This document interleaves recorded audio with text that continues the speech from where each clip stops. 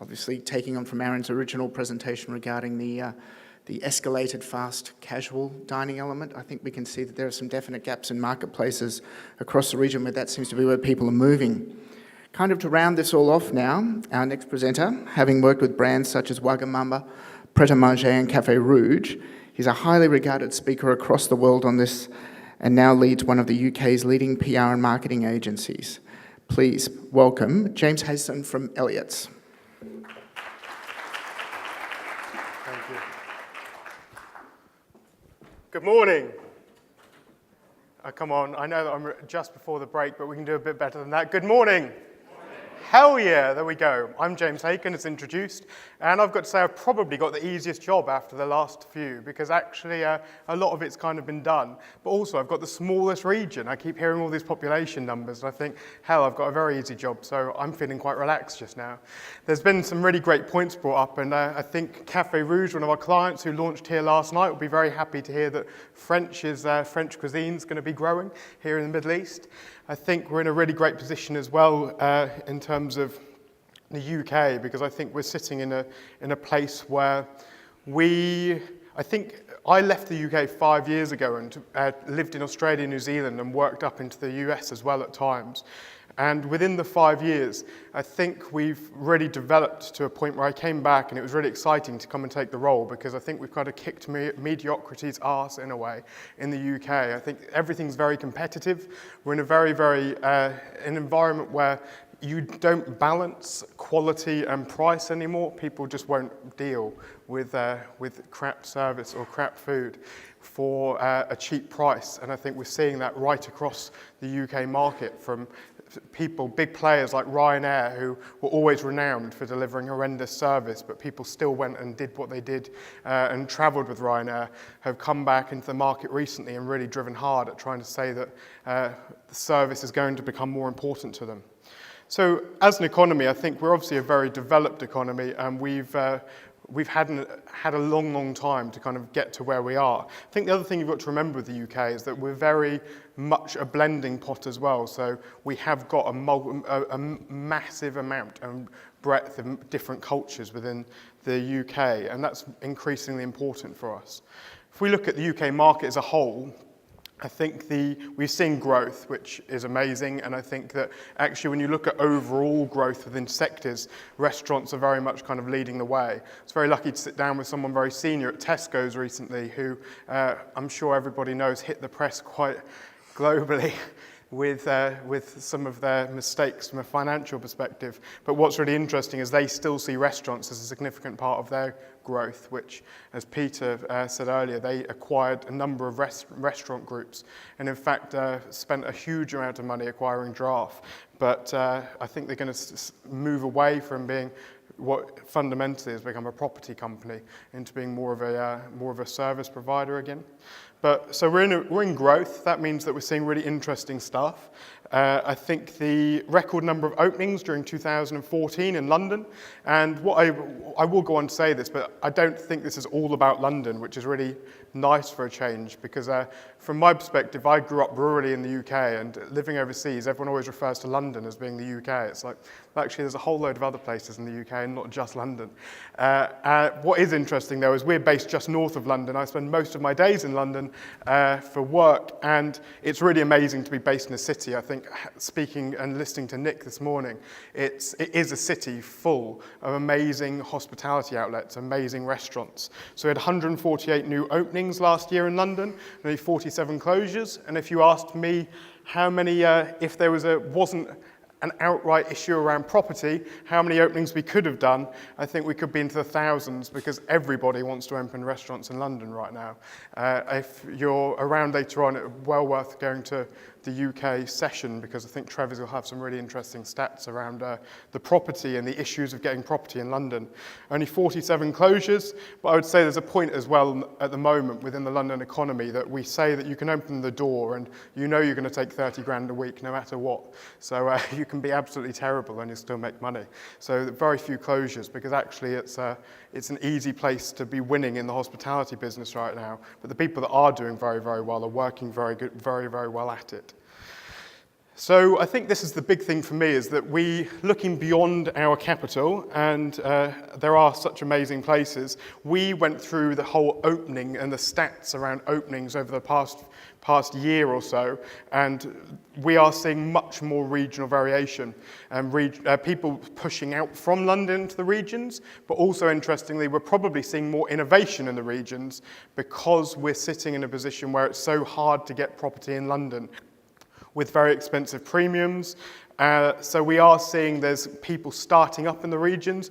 We're working with a company called Pint Shop, which is based in Cambridge. So obviously Cambridge is world renowned for its university, but it's this cathedral city, big tourism destination, but it is still a small place. But Pint Shop have done really, really well there in kind of building and defining their brand.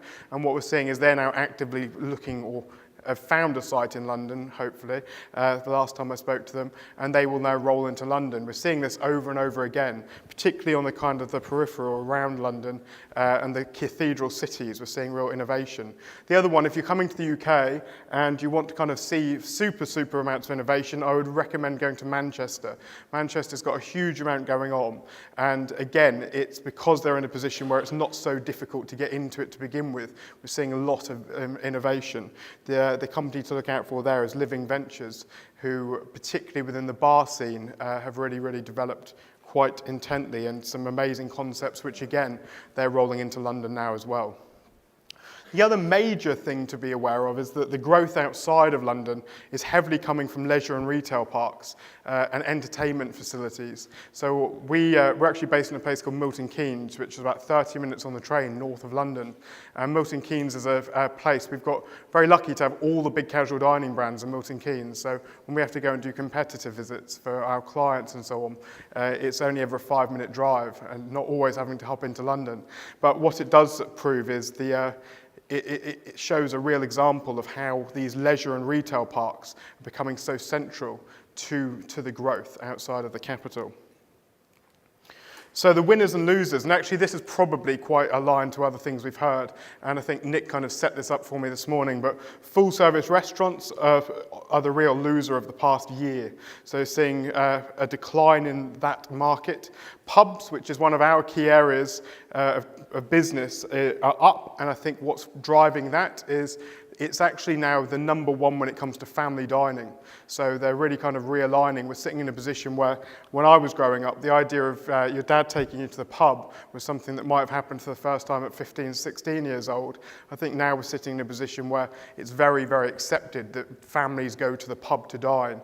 And what's very interesting is we're seeing companies like, last week I was at a presentation in Brasserie Blanc that's linked with Raymond Blanc. Their whole strategy is kind of shifting into to moving into pub-type businesses.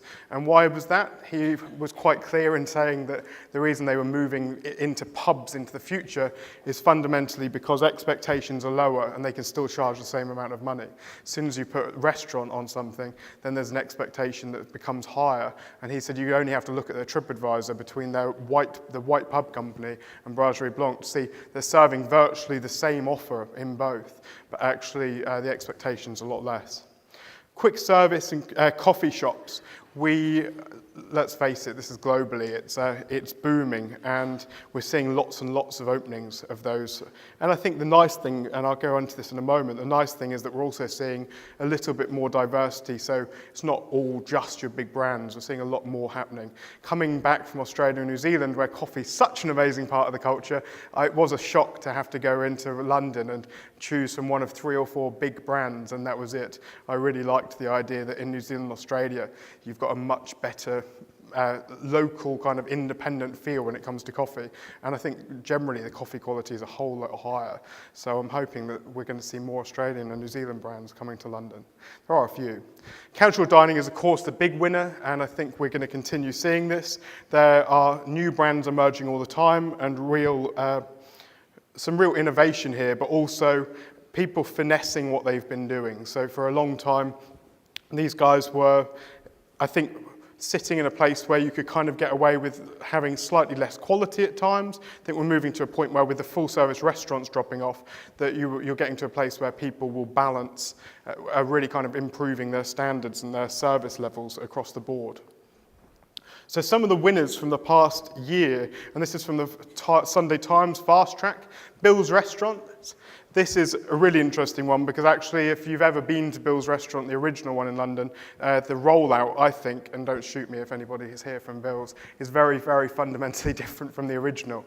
But I do think that when they kind of built their concept around the original, which is still owned by someone else, I believe, that they've made that consistent across the board. And it's this kind of casual, quite laid back, relaxed feel, but doing very, very well, rolling sites all the time.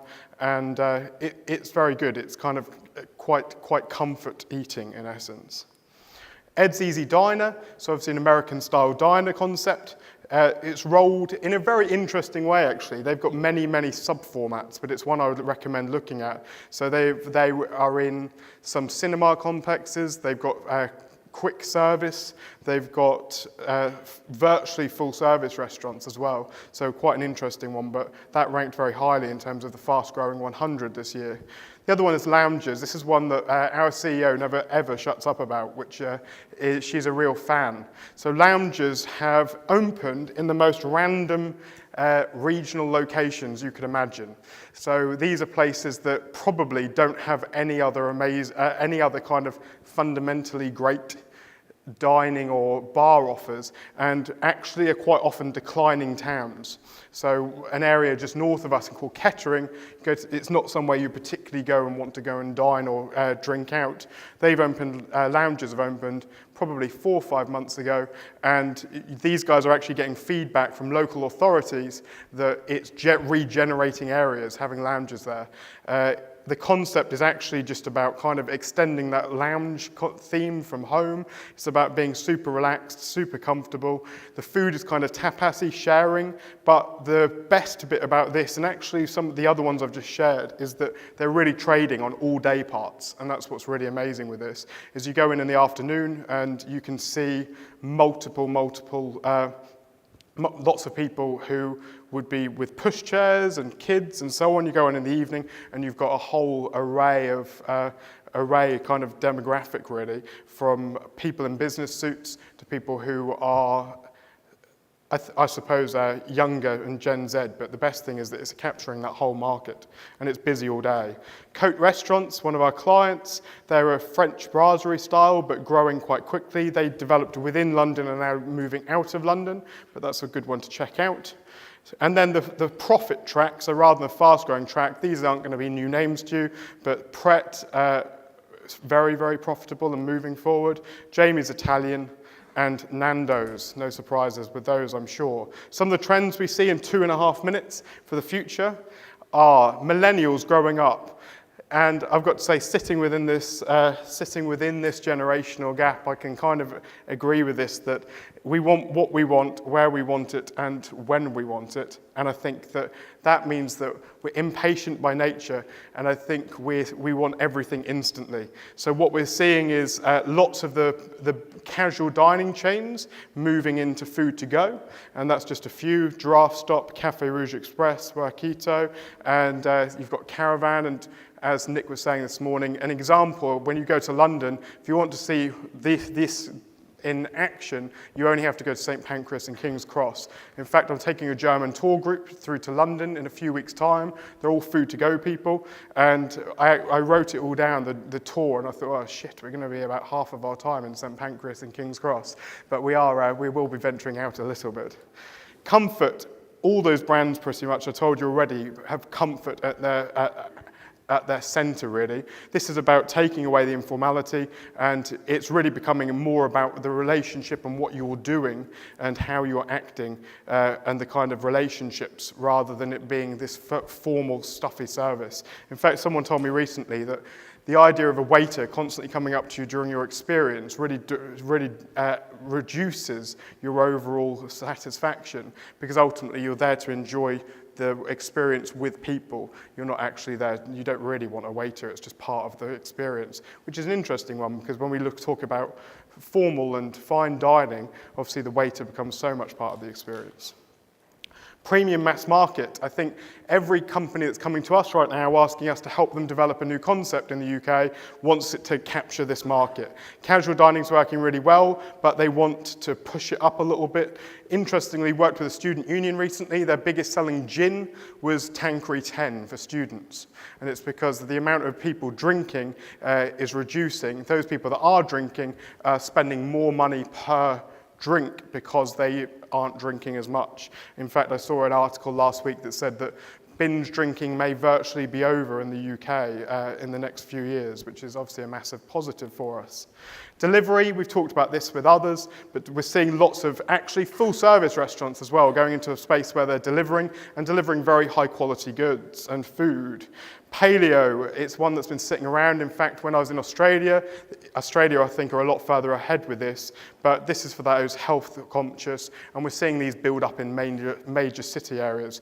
Pop-ups and residencies, been through already today, but the interesting one for us is actually the idea of putting a residency and a pop-up in a pub or in an existing space and swapping them around so the food offer changes every month, 2 months, 3 months. Korean, for some reason we're seeing a huge amount of Korean businesses opening, which is very interesting. Artisan coffee, no longer just about the big brands, and bragging rights, which I think we've already talked about as well. It's this idea that it's not just about price and quality anymore, it's about shareability and the experience value. And I want to be able to say at the end of it that I've had something that I can share on Facebook, or I can go away and feel as if I've done something and achieved something which is beyond just the food and drink. Thank you very much for listening to me. Have a good rest of the day.